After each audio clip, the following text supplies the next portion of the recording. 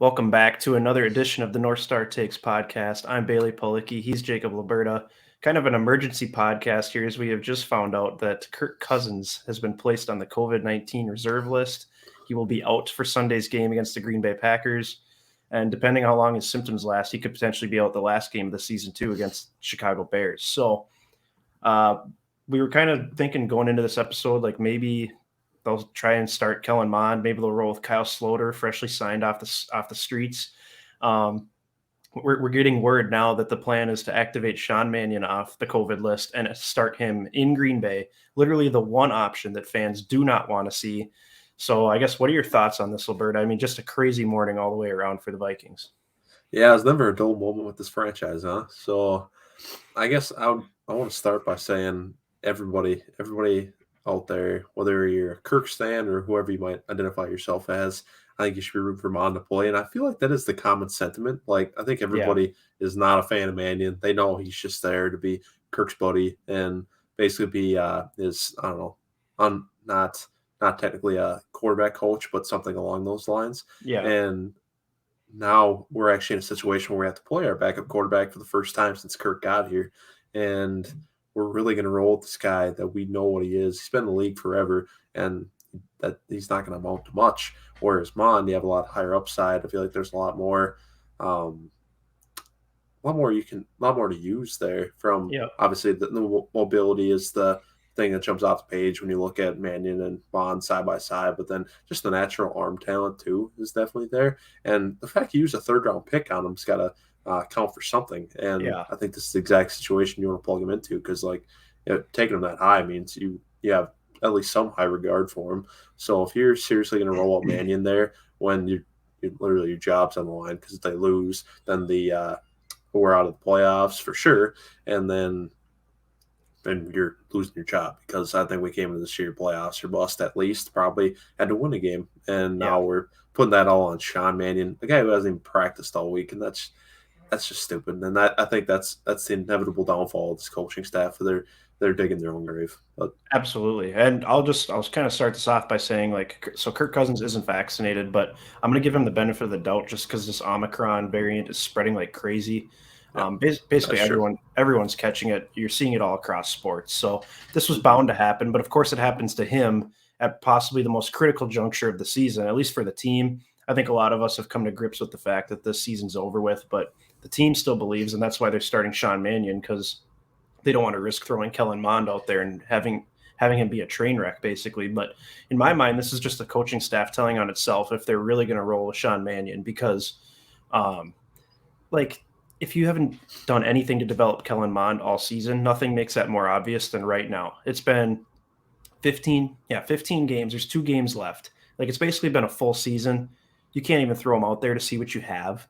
Or like Kyle Sloter. I mean, sure, he hasn't been in this playbook all season. He hasn't been on the team for 2 years, but I mean, at least he's a gamer. We saw that in the preseason. I mean, he'll run around, he'll create plays. Like Sean Mannion is a extremely diet version of Kirk Cousins. I mean, zero mobility.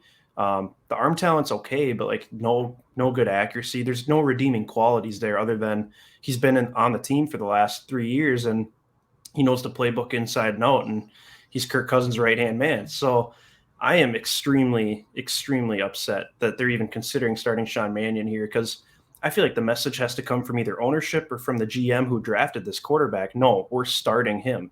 This is what we're doing now. And part of it makes me wonder if Zimmer just doesn't want to start Spielman's potential quarterback of the future because he knows he's on the way out. I wonder, what kind of politics are at play here within the team. It just makes absolutely no sense to start Sean Mannion when your chances of reaching the playoffs are so minuscule anyways. It just absolutely grinds my gears because, like you said, basically all of us are at the point where if Kirk Cousins isn't going to play, we want to see what we have in the young guy. Well, Mannion is the one result that absolutely no fan wants to see. It's going to be an extremely boring football game. We're probably going to get routed by 40 or 50. I don't know. I hope they lose by a bunch if Sean Mannion plays because they basically get what they deserve at that point. Yeah, for sure. And I'd also like to add that I get trying to protect your rookie quarterback because this isn't probably the ideal time you'd want to throw him into his first career NFL start on the road in Green Bay and in prime time on Sunday Night Football and this cold weather and the fact that it's just, yeah, it's a really tough situation, and our playoff hopes hang in the balance. But at the same time, the NFL is not always going to spoon feed you these perfect opportunities to make transitions, and you just kind of got to roll with the punches and adjust on the fly and overcome it. And clearly, Yep. our coaching staff doesn't know how to do that, and that's probably part of the reason why we're just this flatline mediocre team as we go. So, Yep. or as we've gone these 4 years with Kirk and over Zimmer's time in general outside of that 2017 season. But I'd say I'd also add another layer to this that I think it's another story or a different conversation if this is like the first month of the season and like by it was like week 3 or something, we'll say, and Kirk was out because of COVID and he wasn't going to play, and then you decided to go with Mannion. I could probably understand that a little bit more just because we're only a couple weeks into the season, and obviously he didn't have a whole lot of practice reps with the team and behind the scenes just getting work with the guys, whatever capacity that might be for Mond, I guess, this season. Yeah. But now we've gone through a whole season of practice. You'd like to think he's at least capable of running an offense and getting in there. Whether he's probably not going to make any spectacular plays, and you probably can't do anything too crazy. But at the same time, you think he'll be able to run your offense at least as much as Mannion does, and then give you that extra bonus of being able to move and pick up first downs with his legs. That might be huge for you in a quarterback that doesn't have the great chemistry with all the receivers like Kirk does. Absolutely. And you have to think, regardless of who's starting this game, that Dalvin Cook's going to get the rock a ton. Oh, my gosh, yes. This is going to be a great scenario for me because I have him on my fantasy team in the championship this week. But, I feel like he could get the ball like 40 times or something. Ridiculous. And it could end up, injuring him, and then he'd be out for the Bears game, which that doesn't matter at that point. But what about Jefferson owners, though, Bailey? Yeah, true. I have him as well, and that does make me nervous. And I don't know, would he benefit more from having Mond or from Mannion? I don't know. I think either way, it's probably going to be a struggle for him. But I don't know. It's just it's so dumb. Dude, this would happen right now, wouldn't it? Look to the future at least a little bit. But that's the thing. Zimmer knows he's not here beyond this season, and he doesn't care about the future. So he's just going to roll Sean Mannion. That's 100% what it is. There's zero doubt in my mind. Yeah, dude, I actually like that theory that you had where it's Zim sticking it to Rick, being that he's like, well, I'm already sinking. I'm not going to help this guy that's going to inevitably fire me after the season ends. So I can definitely believe that one. Well, I mean, don't you think that is it possible, I guess, for ownership or for the GM to force the coach to start a player? I feel like it should be. I feel like the coach makes the final decision, but there should be a mandate coming down from the top saying, no, this is what we're doing. Sean Mannion gives us nothing. We know what we have in him. There's a reason he's just been, the backup holding Kirk's clipboard the last 3 years. It's crazy. I mean, this is the first regular season game Kirk Cousins is going to miss in his career. It's besides the week that we rested starters a couple years ago. Yeah, the final week of the season. That's when Mannion played, and he did not look great against the Chicago Bears that were basically checked out at that point. So, I'm not excited for Sean Mannion. I think it's coaching malpractice, really, because it's either a huge indictment on Kellen Mond. He's just simply hasn't improved. He's just not very good, whatever the case may be, which I refuse to believe because this is a guy that clearly got better each and every year at Texas A&M. Showed that he can develop in college. I feel like as long as he's got a decent coach in place, which he probably doesn't here, that this guy's a good learner and that he can develop. And I feel like he loves the game. You just kind of get that vibe from him. But it's the fact that you wouldn't even consider it, that's extremely alarming. So it's either an indictment on Kellen Mond or an indictment on the coaching staff that they know they have done nothing to develop him, and they don't want to throw him out there for the world to see that. That's true. Yeah, that'd be a bad look for this coaching staff. And I'd also like to ask about how bad do you think Mannion has to look on Sunday night to get benched and for us to bring in Mond mid-game? That's a good question. I don't even know because at that point, they'd ride with him regardless of how bad it looked. They probably would, honestly, because at that point, what's the point of bringing Mond in for a half of a game? At that point, you should just give him a whole game. Just give him a whole game. They should give him a whole game. But let's say we're getting blown out by halftime. Do you think there's a possibility there to bring in Mond then? I guess there could be. I really feel like Mike Zimmer has zero interest in doing that. I think he's upset that they drafted a quarterback in the 3rd round. So we could take more guys like Chaz Surratt? Yeah, exactly. Or Yes. Wyatt Davis, who you refused to play. Wonderful. Yeah, it makes zero sense, man. I don't know. I'm beyond done with this team, and Mike Zimmer is going to be fired in approximately 2.5 weeks. So um, I'm really looking forward to that day. And as for Kirk Cousins, I think this could be the final nail in his coffin here too, just because biggest game of the season, at least from the team standpoint. Like I said earlier, they still think they can get in the playoffs, and he's out because he's got COVID, which really isn't his fault. But at the same time, it would happen to him that it would be this week against the Packers, primetime football. I don't know. I feel like the Wolves have kind of seen enough here. I would hope so. Yeah, I think so too. Like you said, yeah, I'd certainly hope so. I think ownership should be stepping in here, but this is kind of tricky because it's like, well, you can't really force his hand because he's got nothing to lose by saying, no, I'm not going to start Mond, because then they'd be like, oh, well, then you're fired. Then he's like, well, okay, fine. I'd be fired within 2 weeks from now anyway. So I don't think we have any leverage here. I think Zim holds the cards, unfortunately, and that could be another. There could be, like, in retrospect, looking back on it, that could be another case for being made that maybe we should have fired Zim mid-season. And then if you had an interim in there, then you kind of do what you want more so with that, because then they'd be trying to look for a way to find their way into a job potentially if they finish the season well and kind of cater to what ownership wanted right now. So I don't know. I think that's certainly a thought, but obviously it's kind of moot since this is just looking back on it, but just food for thought. I kind of wonder how, like, some of the players are going to receive this too. Like a guy like Justin Jefferson, who's shown some frustration over the last couple of weeks with just the offense in general, the lack of energy from the team in these games. It makes you wonder what a guy like him thinks, that they would just throw Mannion out there instead of trying, rookie Kellen Mond, who, Jefferson knows. Those guys, played college football against each other. So, like, I just don't get it, man. Like, Dalvin Cook probably doesn't care because he's going to get the rock no matter what. But it makes you wonder, like, what some of these receivers think, what some of the defensive players think, knowing that, like, okay, they're not even going to give us a chance. Like, I don't know. It blows my mind.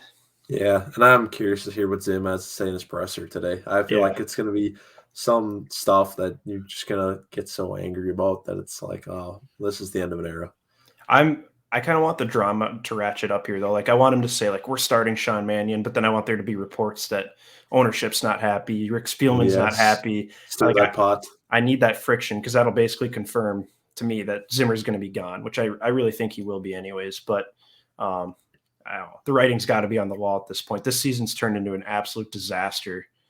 I mean, it started off basically as a disaster, but after that loss to the Lions, I mean, that basically said everything you need to know right there.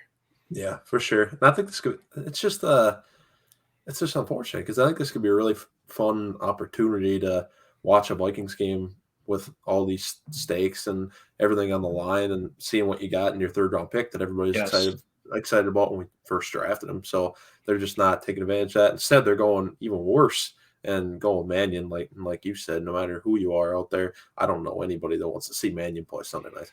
No, absolutely not. So, I mean, maybe things will change over the next couple days. I mean, they do have a couple days to sit and think about it. They don't have to name a starter today. So maybe Zim will come out and say, well, we don't know who we're going to start yet. But basically everyone that covers the Vikings has said that there's sources saying that now that Mannion's activated, that he's going to start Sunday. But, maybe things will change. Like I said, maybe ownership will get involved. Maybe Rick Spielman will get involved. I mean, because if they just let Zimmer handle it, it's going to be Sean Mannion, no doubt in my mind.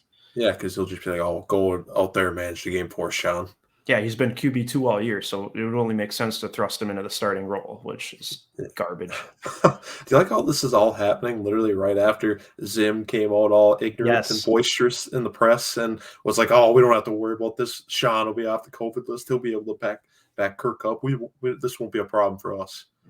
Of course, that's just Zim's ignorance right there. Yes, then immediately Sean goes on the COVID list, and now a week later, then Kirk is too. But don't worry, Sean's coming back just in time to save the day, which save terrible. The day. Yeah, I mean, it's poetic justice for Mike Zimmer, though. I mean, he says all this stuff that gets him in trouble. It's like, quit quit saying stuff like that. Like you're begging for it to come back and bite you. Yeah, it's very arrogant. So I don't know. That's the way Zim is, and it's tough that it's got to end this way because a lot of this stuff is out of his control. He's been pushing guys to get vaccinated. He's been, harping on his team to keep battling, but it's just like, I don't know. It's a stale organization. It's a stale team. I don't think they by no means have quit on Mike Zimmer, but I think his message is definitely getting stale. And I think it's time for a change, and potentially time for a change at the quarterback position too. So before we go quickly, do you think we have seen Kirk Cousins' last game in purple? Ooh, that's $1 million question, isn't it? I would say, as much as I'd probably like it to, probably not. I'm going to say no at this point. How about you? I'm going to say no too, because I think he'll be able to come back next week. Guessing he'll be out the 5 days or whatever. Yeah, that at the very least. Yeah. Yeah, and then I don't know. I still have a gut feeling he might be back next season too, but that concerns me. We'll obviously get into that when that time comes. But another can of worms. Man, what another wild Vikings day in Vikings world, man. It's never ending with this team. It's always crazy. It's always exciting for good or bad. Unreal. So yeah, we'll talk more about it. We'll talk after the Vikings game Sunday against the Packers, and we'll have to see who ends up starting, if it truly is Mannion, or if it ends up being Mond.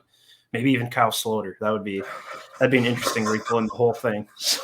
Yeah, especially all the beef that went down with him and his exit last time when he left the organization. Now he's back. Yeah, I know. And like it's so weird that they signed him this week, and then like Kirk Cousins goes on the COVID list later, and it's like they had a feeling or something. They knew something was going to happen. Yeah, they did. So I'm guessing. I mean, he was signed to the active roster, so I think if Mannion starts, Mond's probably inactive. Honestly, on Sunday would be my guess, right? That would be even worse. They couldn't possibly do that because Sloter just got into town, and now, I wouldn't know the playbook at this point. Like, obviously, it's the same thing, but it's not because it's been a couple of years. So I think that would be even worse, in my opinion, to play Mannion and make Mond completely inactive. Yeah, then that says everything you need to know. I mean, yeah. Sure. So, I mean, we'll address that when it gets to that point. But for now, please hit the subscribe button if you're a Minnesota sports fan or a Minnesota Vikings fan. Give this video a like as well. Help us reach other Minnesota Vikings fans. Give us a follow on both Twitter and Instagram, and leave your comments below how you feel about this whole situation with Kirk Cousins, them potentially starting Sean Mannion over Kellen Mond, just this coaching staff's ineptitude in general, and how it's time for a fresh start. Whatever you're feeling, leave your comments below. And until next time, thanks for watching.